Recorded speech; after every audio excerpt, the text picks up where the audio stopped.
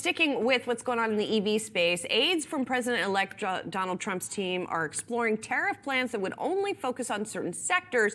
That was according to a report by the Washington Post. While investors prepare for Trump's second term, many are wondering how potential tariffs could impact Tesla stock in 2025. For more, we're bringing in Stephen Gengaro, next-gen transport analyst at Stifel. We should mention that President-elect Trump has said, no, that's not the approach we're taking. So, you know, things are as clear as ever when it comes to what we're expecting for tariffs. So, Stephen, when you're looking at how to model it for a company like Tesla, what are you thinking? What models are you using? Are you having to just consider a wide range of scenarios? So it's a very good question, right? As we try to sort of gauge the impact of tariffs, it's wide ranging, right? I mean, in some cases, it limits competition in the U.S. market. So if you're manufacturing cars in the U.S. like Tesla, it's theoretically a positive. And then there's the supply chain portion of it where you have to think about, because you're getting a lot of parts from areas outside the U.S. market. So there's definitely a lot of moving pieces. And so when we think about the tariff side, we try to account for it in the model very, very loosely, honestly, at this point. And then we basically adapt as we get more information on how things will ultimately flow out from the Trump administration.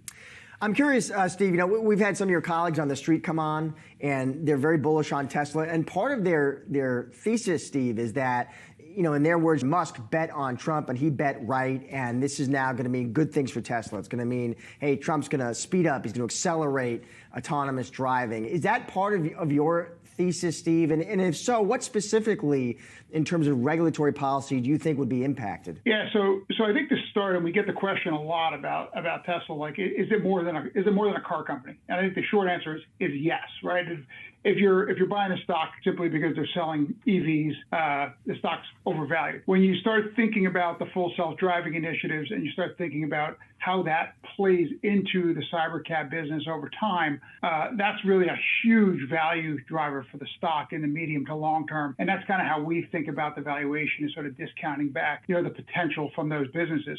When we think about the regulatory environment, you know, right now we have, you know, sort of supervised self-driving. If you ever tried it on a Tesla, you basically take your hands off the wheel, the car basically yells at you, right?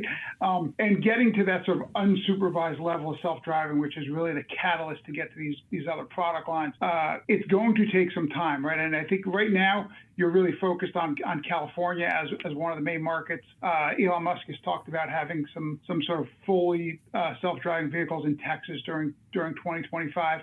So it's really niche from a market perspective now. As far as sort of betting on, you know, Musk betting on Trump, I think he's clearly engaged in the conversation as far as getting, you know, sort of regulations accelerated on the FSD side.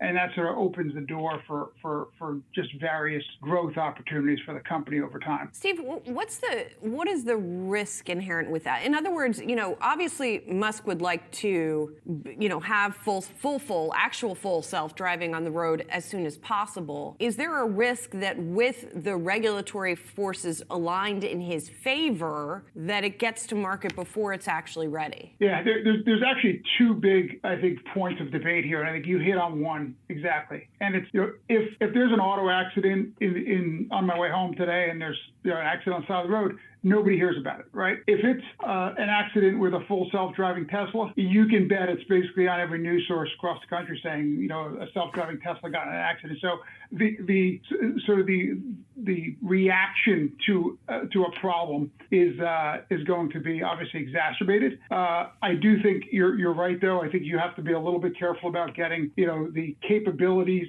to the point where they're at least as safe, if not probably safer than humans driving the car before you get it to roll out aggressively. I think that will honestly be part of the regulatory environment as it unfolds. The other part of this is the Tesla AI-based, camera-based, AI-based system for FSD the answer. There's certainly experts out there who think you need some type of LiDAR as part of the process, like a Waymo has. You know, we think the AI camera-based system does work, but that's the other debate here, and probably the other risk, sort of the Tesla story, is their FSD system ultimately going to be successful? And we think it will be, but that is a point of sort of risk to keep in mind. More sort of near intermediate term, Steve, that relatively lower cost EV, we expect that when, Steve? Is that mid-year? What would you be looking in terms of price point there? And what do you think that's going to mean for just the overall trajectory of the EV business? Yeah, and last week they sort of slightly missed on their deliveries for the fourth quarter. They slightly missed on their kind of target of modest 24 growth over 23, and the rollout of what we still call the Model 2 in our model, but the rollout of that during 2026 is I think really what's behind their expectations. You get 20 to 30% vehicle growth in 2025 versus 2026. We're pretty careful about the vehicle growth numbers in 25 relative to what they've put out. We're at the lower end of that 20 to 30% range, but that vehicle should start to roll off the production lines during 2025.